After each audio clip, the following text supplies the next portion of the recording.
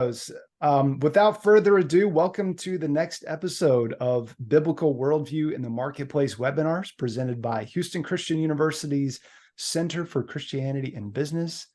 You can get more information about Houston Christian University's Center for Christianity and Business and subscribe to the podcast. Definitely do that. And sign up to receive free access to all issues of the Christian Business Review Journal at christianityandbusiness.com. Actually, the latest issue is getting ready to release here very shortly. And on this live broadcasted episode, Mike Zigarelli is going to talk to us about leading a business by following Jesus, lessons from 50 Christian-owned companies. He's professor of leadership and strategy at Messiah University.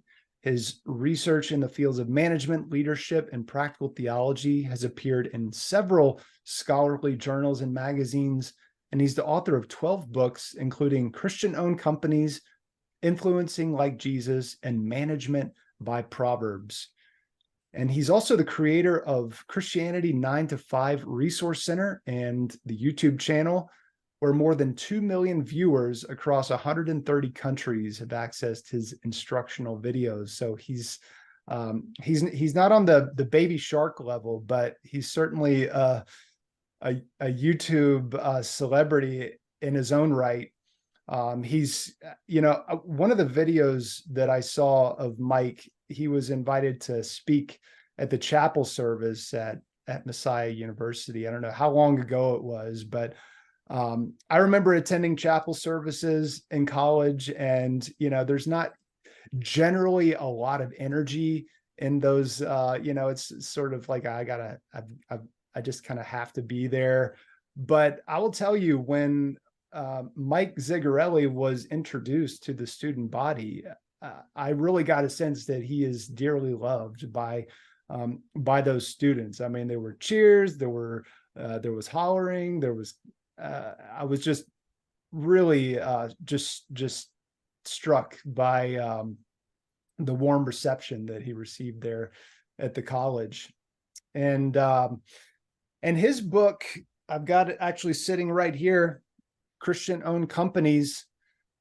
What does it look like when a follower of Jesus runs a business? I don't have a lot of books in my office. As you can see behind me, I'm more of an audio guy, but this is one of the very few that I do keep in my office as a reference. And so it's just a really incredible book about 50 Christian-owned companies. And he's going to be talking to us about some of those lessons learned here today. So Mike, thank you so much for joining us. I will say also, Mike's going to be taking your questions toward the end of his presentation. So be thinking about any questions you'd like to ask him. You can ask those in the Q&A section and in the chat, preferably in the Q&A section. So thanks for joining us, Mike. I'll go ahead and turn it over to you. All right. Well, thank you, Darren, and thanks everybody for being here. I'm going to start with a quick story. Story is about a young woman named Anne who grew up in the Amish community here in Pennsylvania. And Anne's greatest aspirations in life were to be a mother and to be a wife. Not necessarily in that order, had to be a wife and a mother. And actually, she did fulfill that dream. She got married at age 19 to a young man named Jonas. They had a couple of kids in the next few years, and life was really good for Anne until it turned tragic. Anne's 2-year-old daughter was run over and killed by a piece of farm equipment in their front yard. And compounding the tragedy, behind the wheel of that tractor was Anne's sister.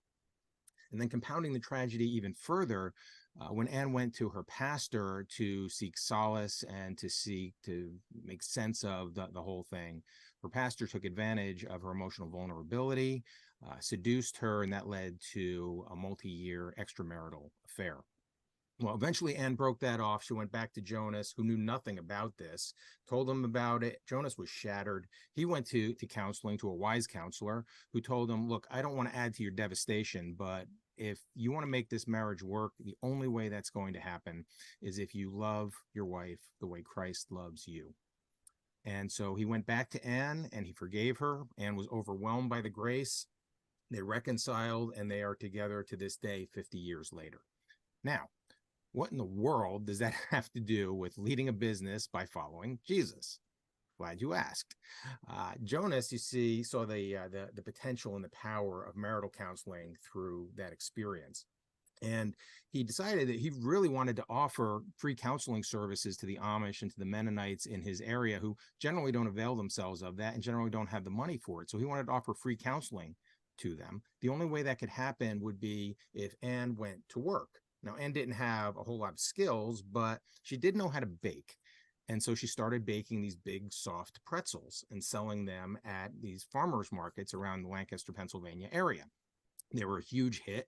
She took them to a few more farmers markets. Money started tumbling in. She was able to take care of the family, start funding some of Jonas's ministry. She knew nothing about business, but she started opening stores in the local malls, and that took off. Well, she knew less than nothing about franchising, and so she started selling franchises, and business completely exploded. And today, her company, Auntie Anne's Pretzels, is not just a regional or a national sensation, it's an international sensation with more than 2,000 locations around the world. More importantly, they've been able to channel all kinds of resources to Jonas and his team of therapists who have helped thousands of families, couples, individuals who would have never accessed therapy otherwise.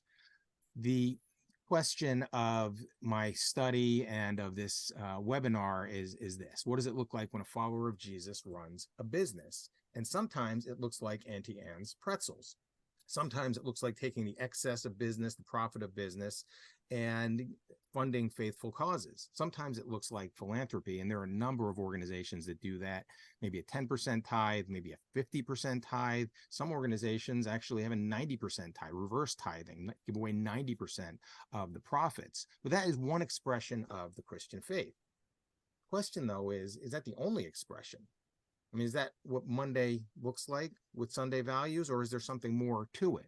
Well, there's something more, and many people have tried to answer this question over the years through books, through articles, podcasts, talks, sermon series, conferences, you name it. There are a lot of answers to this question out there.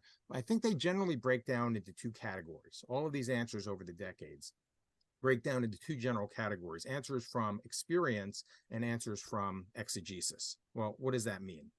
Let me show you. The answers from experience to this question, it's basically my story, right? Here's a case study. Here's how we do it in my company. And in fact, the story of Auntie Anne's Pretzels I just shared with you comes from her book, Twist of Faith. Right, but there are plenty of others. This is a small subset of them. David Green's, we've got a couple of books now on how Hobby Lobby went from a company with a $600 investment to a coast-to-coast retail chain the way it is today, and how they've operationalized the faith throughout those years. Norm Miller with Interstate Battery, Mary Kay Ash with her cosmetics empire built on the Golden Rule. Truett Cathy and many others have written books on how Chick-fil-A has implemented the faith, what that looks like in Chick-fil-A for all these years. Best practice organization, no question about that. Or people like R.G. Letourneau in construction, or Bill Pollard writing a great book, Soul of the Firm, about what this has looked like at ServiceMaster, at least when ServiceMaster was a faith-based company through the 20th century. There are a number of answers from personal experience, from somebody's business experience, on what it looks like when a follower of Jesus runs a business. There are also answers from what we might call exegesis, scriptural exegesis, mining the Old Testament and the New Testament for answers to this very question. How do I become a faith-based leader? How do I become a faithful business person? Larry Burkett's book, Business by the Book, absolute classic. Pick this up if you get a chance, if you haven't seen it yet. It's been around for decades, profound stuff. It's a cornerstone of many of the others that have followed that. Alec Hill has done a nice job with a few profound principles in just business. Wayne Grudem, this book, Business for the Glory of God, Wayne Grudem is one of the few theologians who have applied his craft to this question. And so you get tremendous depth in a book like this, but it's also very accessible. It's the sort of thing where it's this pithy wisdom that you can give to your students, you can give to practitioners, friends, whomever that might want just sort of a quick take, but with meat rather than milk. So Wayne Grudem's book is outstanding. You know, Darren's book, 37 Principles of that he's pulled from Scripture and the Christ-centered company. David Stewart, Doing Business by the Good Book. David Stewart is the founder of Worldwide Technologies, largest African-American owned company in the United States. And it's basically Silicon Valley in St. Louis. And he has these 52 biblical principles, basically one for every week of the year.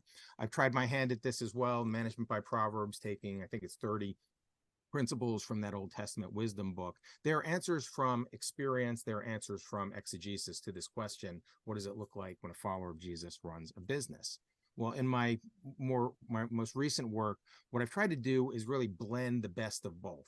The methodologies of experience and exegesis to see if we can come up with other kinds of answers to this question. And so the methodology was to draw from both, taking a data set of 50 Christian-owned companies, and then doing the sort of the standard social science methodology of trying to learn what the commonalities are, trying to pull out the best practices from this data set, and then organize those best practices on scriptural principles and exegesis of Scripture. So blending experience and exegesis, what does that mean? Again, this will become clear when I tell you a few stories and show you the results of this research. Before we get there, let me just give you some quick context. The sample of these 50 companies, they're all for-profit organizations. All right, and that was kind of important to us. We wanted to look at companies, to look at organizations that have been in a competitive environment and have had to compete and survive and thrive in the marketplace. So they're for-profit companies. The vast majority are based in the U.S., although there's one in Mozambique, one in Costa Rica, Honduras, Canada. There are some outside of here, but most of them are from the U.S. Second bullet point, each is run by a Christian committed to operating on biblical principles, as opposed to a company that just happens to be owned or run by somebody who is Christian. All right, so every one of these people attempting to bring Scripture to bear on what they are doing. It's an attempt at being faithful in their operations. The founders are, though, from a variety of Christian traditions. You'll see some from the evangelical tradition, some from a social justice tradition, charismatic, Catholic, you name it. There are lots of them in this data set, many years of experience across these companies. And then the last bullet point, yes, it's the Chick-fil-A's and the Hobby Lobbies, Auntie Anne's, Interstate Batteries. It's the usual suspects, but at the same time, it is many that we may not have heard of, may not be familiar with. Okay, and if you want to talk more about the sample, we can a little bit later on, but let's get to the results of this study. Again, the one question: what does it look like when a follower of Jesus runs a business? Essentially, we found 8 answers across this data set of 50, and I'm going to take them in 2 groups of 4. So here are some of the answers. Answers having to do with their purpose, with their products, having to do with their profits, and what they do with their people. And I'll just tell a couple of stories about each one of these as we go through. So just to start out with, well, they seek to honor God in all they do. I could have picked almost any one of these 50 companies to put up here on this slide, but ServiceMaster really has been an exemplar in so many ways over the years. Again, at least when they were a faith-based company, to honor God in all we do, help people develop, pursue excellence, grow profitably. That has been the sort of the 4 cornerstones of how they have done what they did throughout the decades. And many companies have taken this template and adopted it wholesale as their own mission statement, or taken pieces of this. So like I said, it's really been an exemplar, been a role model for a number of companies in this and other respects. And of course, Chick-fil-A, this corporate purpose, glorifying God by being a faithful steward of all that's entrusted to us, and to have a positive influence on all who come in contact with Chick-fil-A. That actually came out of a crisis in the early 1980s. Chick-fil-A started as a company in 1967. Truett Cathy started cooking chicken back in the 1940s, but 1980s, McDonald's starts selling chicken. Burger King starts selling chicken. Chicken prices are soaring. Interest rates are high. Lots of debt on their new headquarters. They came to a crisis point where they had to decide, are we going to open on Sunday? Are we going to change our basic philosophy on that? That could be 16% more revenue, at least, maybe more in the malls. they doubled down on their purpose. They doubled down on their mission. They actually codified their mission for the first time there in the early 80s. And this is what we have. And it's been quite an influence, not just for them, but for many organizations that look at them and say, hey, wow, they can do it. We can do it too. We can not just survive, but we can actually dominate an industry operating on faithful principles. So one expression of the Christian faith, seeking to honor God in all they do as a starting point, as a mission statement. Here's a second expression of the faith, having to do specifically with the products. Now, all these companies have products, they have services, but sometimes the products themselves are ministries. Sometimes the products exist as a way to make a better world. I'll just pick out one of these for time's sake. Delight Design is a company that was started by 4 graduate students at Stanford University. I think 2 of them were engineers and 2 of them were MBA students, and they wanted to solve a problem. They saw that 2 billion people around the world did not have access to the electrical grid, which means at night when the lights, when the sun goes down, there are no lights. You can't really cook with any kind of electricity, no fans, nothing like that. It sounds miserable.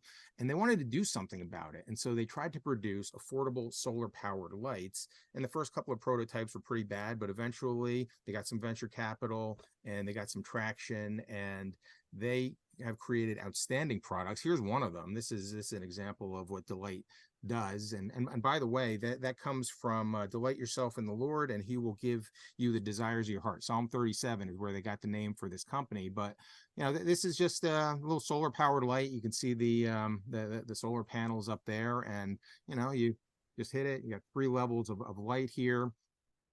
So you put it outside during the day and you take it inside at night. And I mean, this is quality stuff, really, really good stuff. I had this in a closet for 12, 18 months or so. I pulled it out.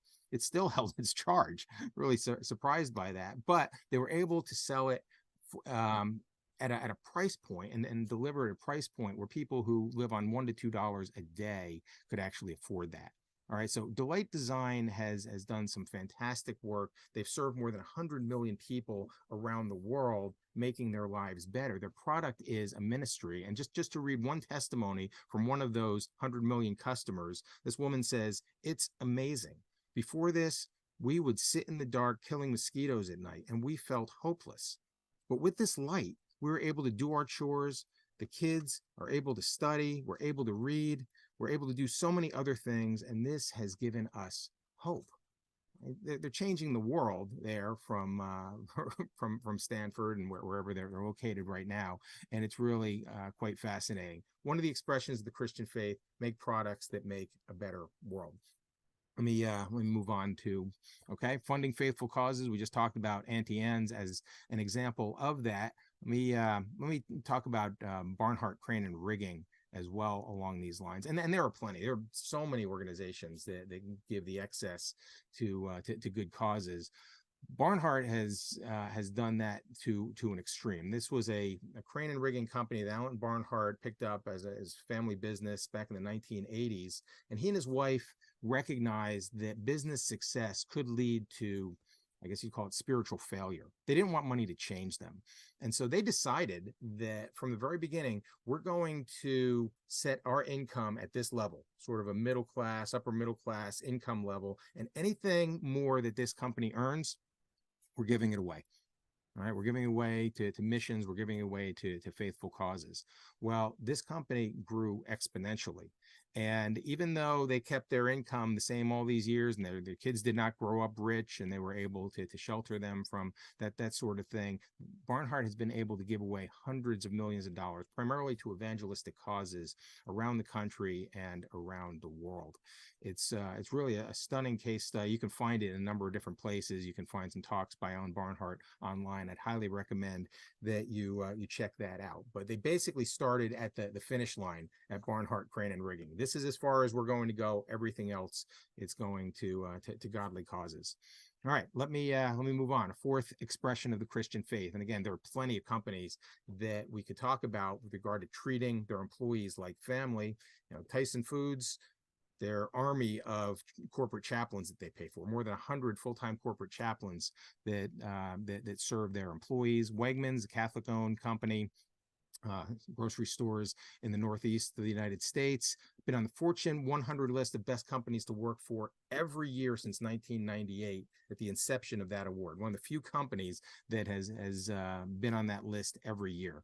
But let me talk about Brochi for a second. Brochi Orchards, which is 6,000 acre orchard, apple orchard up in Washington State, 3,000 employees, mostly Latino employees. They grow 5% of all the apples consumed in the United States. And Ralph and Cheryl Brochi, though, have run this company primarily to take care of their employees. They figure they take care of their employees. That's what God wants them to do. The employees will take care of the orchards. The apples will sell. Things have really grown quite a bit for them over the years. But I've labeled them, and this is, I don't have any empirical evidence for this, but I've labeled them the most generous employer in the country, in part because of how central their employees are to their operation. Let me just read a couple of things that they do. I'm going to read for the sake of efficiency here, but read a couple of things that they do, and you'll see what I'm talking about. So when the Brochis heard about a female employee locking her young kids in her apartment while she worked in the orchard, and the kids almost dying from a neighboring fire, the Brochis built a child care center. When they learned that many employees were living in substandard housing and that their families were being bitten at night by rats, the Brochis took out a multi-million-dollar loan to build employee housing, 100 homes offered at highly subsidized rates. And then they added a gym and a grocery store and a bilingual library, and they added a non-denominational church to that community. Really stunning. When they learned that their employees' kids were dropping out of school because of gangs there, the Brochis built their own school among the new houses and a ranch for troubled youth. And also, when they realized that many workers' families spent almost no time together as a family unit because the father would work the day shift, the mother would work the second shift, the company invested in a new state-of-the-art packing facility that could eliminate evening work while still preserving jobs. And on it goes. I mean, it's just a remarkable employer who's put employees as stakeholder number one and taking care of those folks and blessing them as much as they possibly can. Okay, so those are 4 expressions of the faith, 4 answers to this question. We have 4 more we'll go through, and then we'll have some time for Q&A. So these other 4, I've labeled them the poverty plan of these companies. I'll explain what that means in a second. Their planet protection, valuing creation care. Their principles, standing firm, independent of the cost of those principles, and their proselytizing, right? Introducing people to God. And I hope you'll forgive the alliteration here. I know that bothers some people. It happened to work out very well. I think these are accurate descriptors of what these companies actually do. Let me share a little bit about this category. And it's number 5 here really builds off of number 4. They create jobs for people who would not have one. I love this section of the book. This was one of the more surprising, more interesting results to me in this study, and just pick out 1 or 2 of these. Sunshine Nut Company is a good example of this. A guy named Don Larson, who used to work for the Hershey Company here in Pennsylvania. He was their turnaround guy, made a lot of money, go around the world helping the Hershey subsidiaries to turn themselves around. When he got to Mozambique, Africa, and he looked around, he saw the crime, he saw the results of civil war, he saw the poverty, he saw cashew farmers who had flourishing fields but no market to sell their cashews. God touched him through that experience, and he went back to Hershey, and in his words, he went radical. Talked to his wife, talked to his kids. They decided they're going to sell everything, move to Mozambique and start a business. They sold their house. They sold their Porsche. He sold his hot air balloon, and they moved to Mozambique and created an outstanding business that basically gave these cashew farmers a way of getting their nuts to market here in the United States. And they are some of the best cashews you would ever taste. Buy these because they're good, because they're the best, not necessarily just because it's a great cause. And the money has been channeled to the farmers as well as to widows, to orphans, to really elevate that country, places that it wouldn't be otherwise. Lehman Luther, it's a company started by a guy named Brian Preston down in Georgia. He just started a business, carpentry business, to hire the homeless. Some who had carpentry skills, some who didn't, but they're making tables, they're making chairs, they're making cutting boards. He puts them online, and he starts to get some traction. Eventually, Williams Sonoma comes along and says, "Hey, we like your stuff. We want to buy it." He has been able to hire many homeless people to just pull them right out of the woods and bring them into his garage, into his shop, ultimately into his bigger facility now. And that has been a tremendous ministry, giving jobs to people who wouldn't have one, getting them back on their feet, getting them, now they have an apartment, now they have their life back, maybe they have their family back. It's really a fantastic story. One last one here. I Have a Bean is the brand name of a company called the Second Chance Coffee Company, which is in Wheaton, Illinois.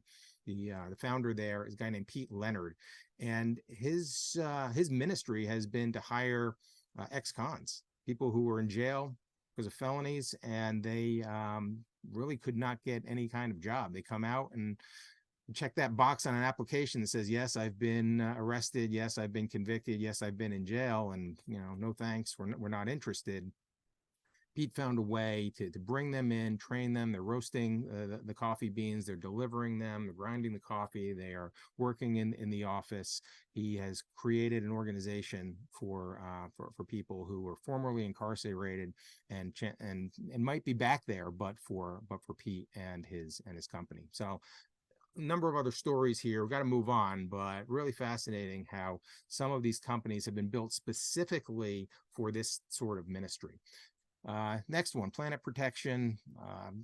These are companies that now almost all of these companies will tell you, yes, we pay attention to air pollution. Yes, we recycle. Yes, we do our part.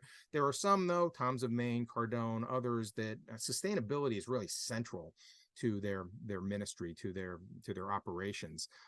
Pick out one you probably haven't heard of before. This is Ubi, which is a couple of Clemson graduates decided, hey, let's make some apparel, some T-shirts, some collared shirts. Maybe we can sell them to companies with their logo on them. Got a little bit of traction until they bid on this job at Chick-fil-A, this contract at Chick-fil-A to provide all of their uniform shirts, and they have absolutely no business bidding on this. I mean, Chick-fil-A could pick from dozens of vendors. Ubi comes along and says, yeah, we'd like to throw our hat in the ring here. So Chick-fil-A talks to them. It's kind of a weird interview. Well, have you ever shipped to 100,000 employees before? No. Do you have a warehouse? No. Do you have a customer service representative or department? No, unless you count me. Okay, well, can you pass financial due diligence? No. Is this contract bigger than your entire company? Yes. They should have tossed them out, but they saw something in these two Christian guys that they said, all right, let's bring them to, let's see what they can do. And eventually Ubi did provide all the uniform shirts and does provide all the uniform shirts for Chick-fil-A. What does that have to do with sustainability? Well, Chick-fil-A a few years later said, you know what, can you make our shirts out of recycled plastic bottles? Can we what? Can you come up with a process? And they did. And now if you go into Chick-fil-A and the next time you go in, just look at the shirt sleeve of any of these employees, you'll see, and maybe you've seen this before, recycled fabric, little plastic bottle, and there's a number there. And that number is it represents how many plastic bottles were used to make this uniform shirt. It is really quite fascinating what they have been able to do there, and the sustainability has been really central to what Ubi's done. And just an interesting side note, and we'll get to the next two.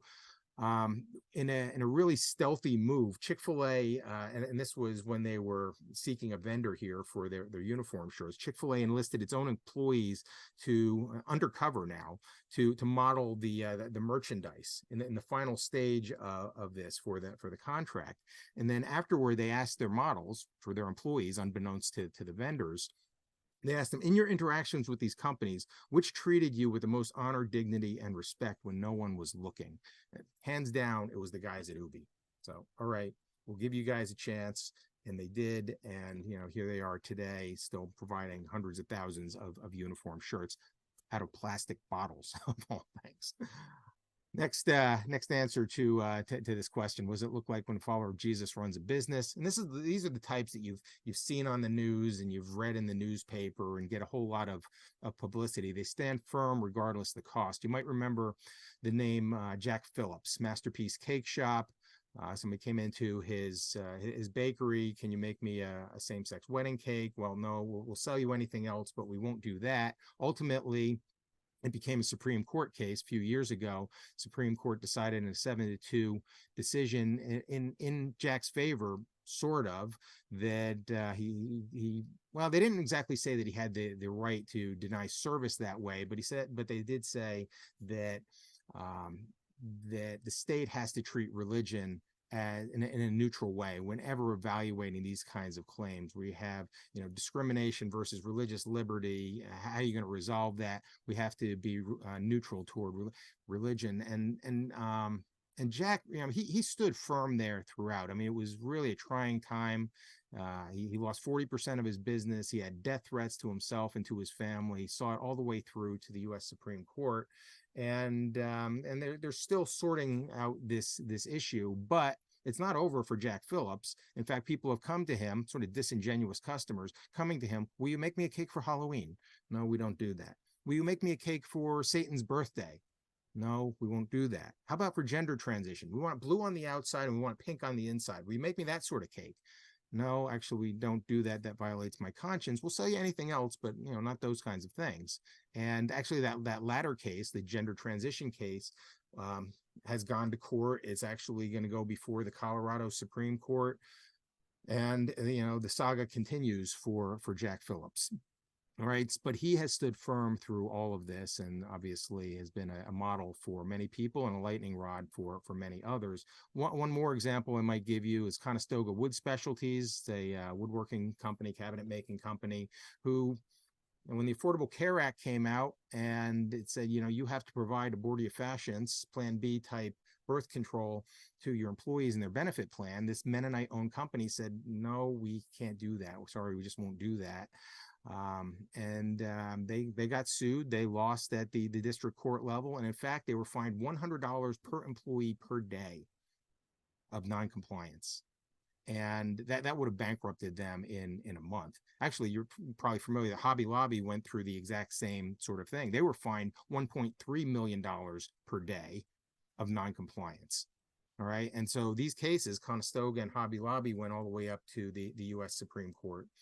And that was in a 2014 case, and the court ruled 5-4, so one vote difference, 5-4, that these closely held corporations were in fact exempt from that part of the Affordable Care Act and could deny abortifacients to their employees. They just did not want to pay to contribute to abortion, which in their definition is any kind of abortion of a fertilized egg.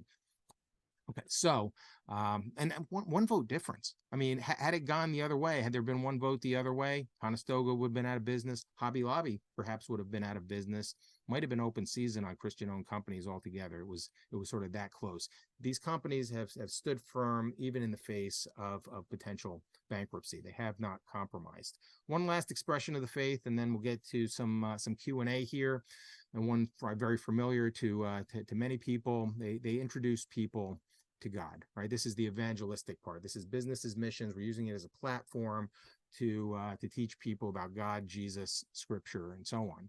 Right? Interstate Batteries, yes, they sell batteries, but they also have created films, evangelistic films. You can look up iamsecond.com sometime, iamsecond.com, and you'll see celebrities, athletes, various others giving their testimony, and millions of views around the world. So much traffic that they've gotten through these short films. PureFlix, longer films, motion pictures, God's Not Dead, Case for Christ, Unplanned, various others that have an evangelistic component to it, trying to introduce people to God. And one last one I'll talk about is In-N-Out Burger.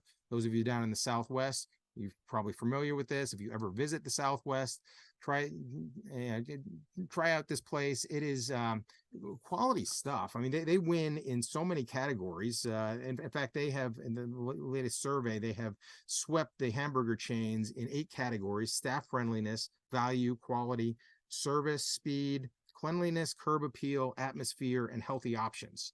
I mean, there's nobody else, not even Chick-fil-A swept all of their competition in those 8 categories. Chick-fil-A only had 7. But in any case, I mean, that's part of it, is the quality. But here's the evangelistic component to it. If you go there, and it's very subtle. You look at their packaging on their burgers, on their fries, on their drinks. You'll see scripture verses, not the entire verse, but just the citation, and all their citations they have to do with God's goodness and God's trustworthiness. So subtly inviting people to consider maybe looking for themselves and seeing what is there in scripture. So that continues to this day. United States Plastics, Stanley Tam, Letourneau, R.G. Letourneau, pioneers of the faith who really have sort of set the standard for what businesses missions could look like back several decades ago. All right, so it's one question, it's 50 companies, it's 8 answers that we have induced out of those data, and we're not proposing this as the only answers. This is ongoing research. Certainly, you can add other ideas to this. Many smart people here. I look forward to some of your ideas and hearing your insights. So I'm going to leave it there, Darren, and turn it back to you. Fantastic, Mike. Again, everybody, here's the book. You can dig in more to all of the companies that he mentioned, and quite a few more Christian-owned companies. Go check it out. We'll go ahead and open it up for questions. What questions do you all have for Professor Zigarelli today?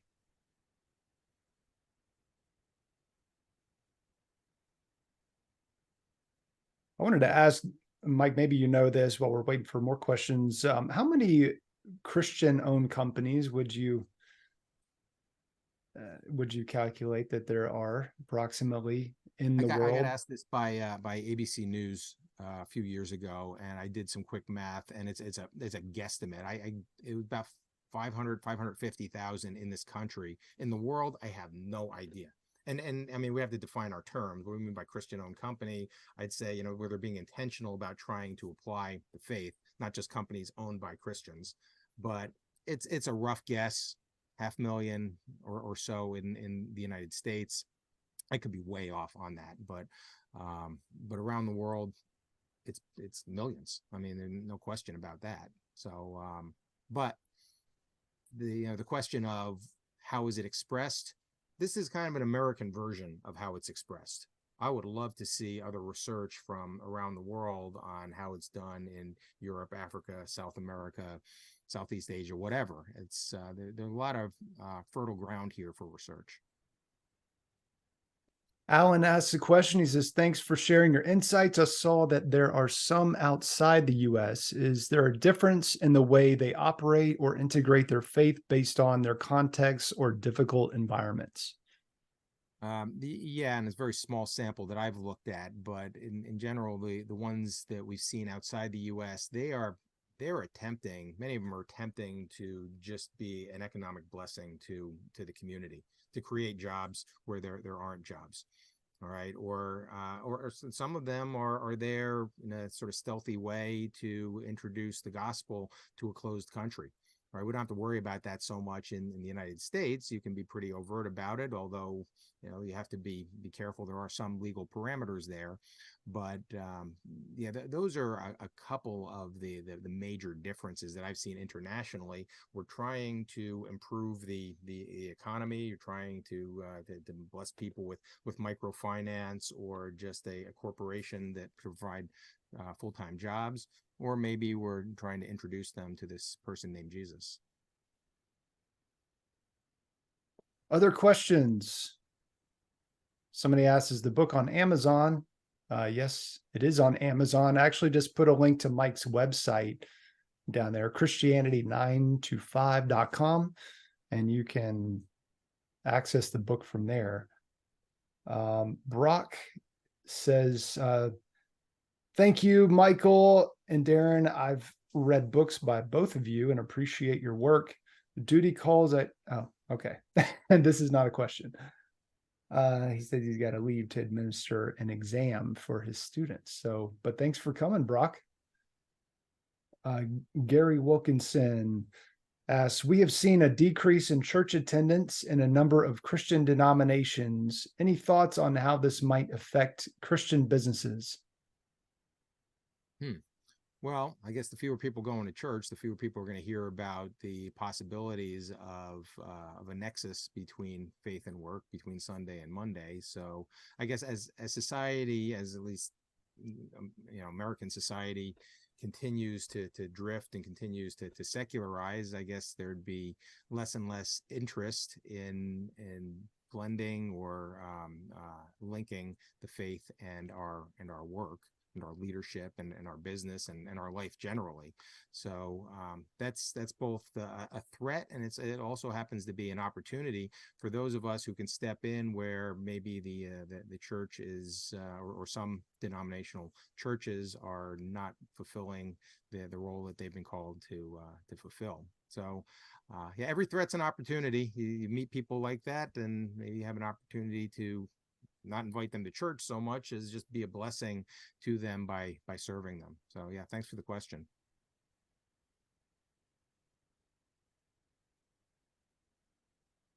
Other questions? Alan says, I imagine most of these firms may be family owned and controlled. How important is the family participation in the continuity of these firms and their adherence to Christian principles? Uh, they're inextricably linked from what I've seen. I mean, the old adage is, the first generation starts it, the second generation grows it, the third generation ruins it. And that's because there hasn't been enough of a link historically between that first, second, and third generation. Chick-fil-A has gotten around this. I mean, I hate to cite them so often, but they are an exemplar in so many ways. They ensure that the family gets together, including the cousins. They get together 4 times a year. And so they're keeping the relationship strong. And now they're in their third generation of leadership there, and they continue with the mission, they continue with the values. It's very easy for a company, a family-owned company, to drift as they segue from one generation to the next. And so many of these companies that I've looked at here have put safeguards in place to try to hedge against that. Other questions? And Service Master is one of the classic examples. I know Al Ehrman's done some good study on that, and just once they kind of got away from the family owned entity and went public, the culture kind of went with it, and a lot of the God honoring principles in their statement of purpose, they just sort of push God out at that point, which, Well, it and actually I, got bought by a group of private investors. They bought out okay, all the okay. stock. They took it private, and then they moved it to the headquarters to Tennessee. No more, four principles engraved on the wall anymore. No more God language. It's, as a secular company as any others out there. Although many of their franchisees continue to hold on to those 4 core principles, but that was a deliberate business move to shift it from a faith-based organization to a more traditional one, if you will. Stephen asked, are all 50 of the companies you surveyed shown on your 8 slides? No. No. Nope. That's just a subset for each of these categories, each of these expressions of the faith.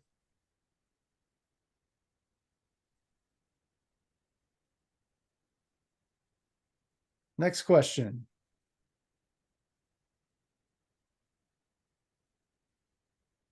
Bill Peel says, very enlightening. Thanks. Keep spreading the word about Christianity in the marketplace.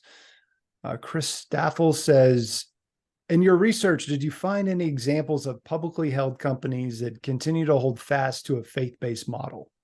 Yeah, well, ServiceMaster was like that, and they did hold fast to that model for a number of years. You look at Tyson Foods. I mean, the Tyson family holds, I don't know, 70% of the stock there, but it's a publicly traded company, and they seek to honor God in what they do. And again, they have their corporate chaplains. They're all different denominations and across a couple theistic traditions to so it's going to look a little more pluralistic than what you might see at a at a Hobby Lobby or an Auntie Anne's or Interstate Battery, but at the same time, there are a couple. It's obviously much more difficult to do this in a publicly held company than a private one. One of the reasons that many of these companies want to remain private is because then they can keep control over the values, over the operations, and over the expressions of the faith. And I believe Coca-Cola Consolidated would be another example, right? Yeah, down in South Carolina, I think they are. Down in the Southeast. Yeah, I remember Coca-Cola Consolidated, one of the distributors there, faith-based part of the Coke family.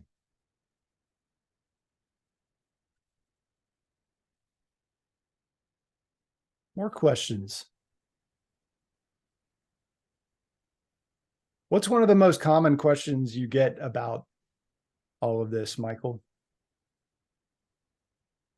I guess one of the more common questions, I mean, one is this all about evangelism? Answer's no, obviously. This research shows that. Another one is this all about thou shalt nots? You know, thou shalt not work on Sunday. Thou shalt not do any business with alcohol distributors. Thou shalt not violate this commandment, that commandment. And sure, there's plenty of that, but then there's a bunch of thou shalts. There's the positive things that come out of the products, or how we're caring for our employees is a very positive thing, and taking care of people who can't take care of themselves, taking care of the planet. I mean, there's more doing good than avoiding doing bad, I think, when it comes to looking across the whole tapestry of these faith-based organizations. Gary asks, what unique challenges have you found for managing Christian businesses? Well, certainly in the United States, one of the challenges is that we cannot discriminate on the basis of faith, on the basis of religious belief, and that's a good thing. I think that's as it should be. But at the same time, if you feel called to evangelize with your employees and with your customers, and just introduce them to God, and with the hope of them converting to Christianity, that's been a challenge for many people, how to navigate that sensitively and legally, so that they're not creating some sort of hostile work environment. So I'm not sure to what extent that exists in other areas of the world. Certainly it does in Europe. There's a challenge there, but that's been something that many faith-based business owners have had to think through quite deeply. Just a caveat to that, Mike, I recently interviewed the CEO of Sight and Sound Theater. And this is a for-profit company that puts on Christian biblical, I mean, just world-class. In fact, he says this is not world-class, this is kingdom class. And if you've ever seen one of their productions, you know what I'm talking about. But they do, I don't know if they would use the word discriminate, but they are allowed to only hire Christians. And I think they have like 600 employees, something like that. For-profit company, they only hire Christians, and they make no bones about it. Which it's challenging to make that a bona fide occupational qualification under the law. There's it's a very narrow exception, we'll put it that way. Yeah. Okay, let's see. Do you know if there's a relationship between profitability and their commitment to Christian principles? That is a wonderful question that I think is would be the subject of some outstanding research. I'm not sure that I've really seen any terrific A-level refereed journal articles on that. There will be plenty of people who theorize about that, say just give people a great product, give them great service, give them great value, operate with integrity, keep your promises. You know, what customer wouldn't want that? You do these kinds of things, and people will show up, and people will return. And so, theoretically, it makes perfect sense that it's good for business. but I don't know that we have, and then there may be some people in the audience here who know better than I do, that we have any kind of refereed studies that demonstrate the linkage. I'd be a little cautious though about running with that too far, because I don't think we want people operationalizing Christian principles because they think it'll make them more money. You know, the way Service Master put it, honor God in all we do, help people develop, pursue excellence, grow profitably. That growing profitably is a means goal rather than an end goal. And they have to grow profitably in order to, or they had to grow profitably in order to honor God in all they do and help people develop. And that's the better way to think about money. That's the better way to think about profit, I think, in these organizations. Is it's like the air. I mean, you need air to live. You don't live to breathe. That's, sorry for the cliche, but that's probably the better way to think about financial resources in an organization, at least from a biblical perspective. So independent of whether it's good for business or not so good for business, we go forward in faith and trust regardless. Yeah. And if anybody has the data to really provide a response to that question, it would be C12. In fact, I know they used to have on their website a statistic about how much better their C12 Christian-owned companies perform compared to their industry peers. I just looked on their website now. It doesn't look like that's still there. Maybe I have no doubt. I have no doubt. Yeah. And they have very rich data to mine there if they ever wanted to do that study, or maybe they already have. But theoretically, it does make sense. Just think about it from a customer vantage point. Think about it from an investor vantage point, venture capitalists. You know, this is the type of company that we want to be part of. Yeah. Probably got time for one more question, then I'll let you wrap it up there, Mike. Any examples of a company that was not originally Christian-centered shifting to a Christian-centered management? It's a great question. In this data set, I'm not sure. None come to mind immediately, because most of them were family businesses or sole proprietorships that eventually grew. But I guess it's possible that could happen as a business is sold or as it changes hands. Or I do have there is one. Polydeck down in South Carolina was somebody who was maybe a nominal believer who then had an epiphany. Peter Frazell had this epiphany after going on a retreat, that God really wanted him to operate differently, and he did, from being sort of this ogre type boss and hard driver to somebody who is truly caring for employees.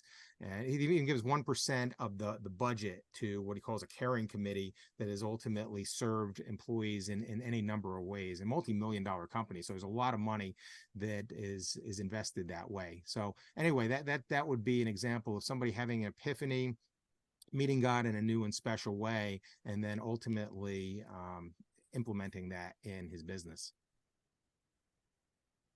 I just put the links to Mike's websites again, also his YouTube channel. You can access his books at Christianity9to5.com, as well as on Amazon. The book that Mike has been talking about today is Christian-Owned Companies. Mike, anything else you want to say about how people can connect with you, learn more from you?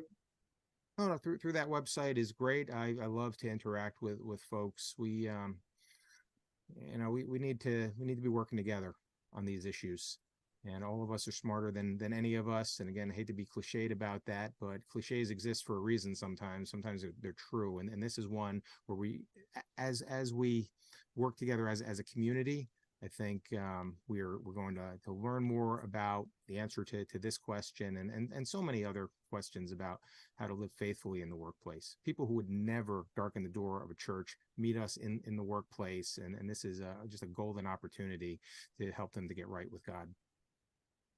Beautiful. Mike, thank you so much for your time today. Everybody, thank you for attending. It's been an honor to have you for the helpful questions that were posed here today. Mike, continue the great work, important work you're doing for the kingdom and through your university, through YouTube, and thank you for just all the companies that you're impacting and helping us to think more biblically about doing business. So thanks for helping us grow today. Well, thanks. It's been a blessing. Really appreciate the invitation. And thank you, everybody. Thanks for joining us. All right, everybody. We'll see you at the next webinar. And definitely go subscribe to the Christianity and Business podcast and look for the latest issue of the Christian Business Review Academic Journal, which will be coming out very shortly. You can subscribe to our email list, christianityandbusiness.com, to make sure that you get notified once that releases. Thanks again, everybody. Have a great day.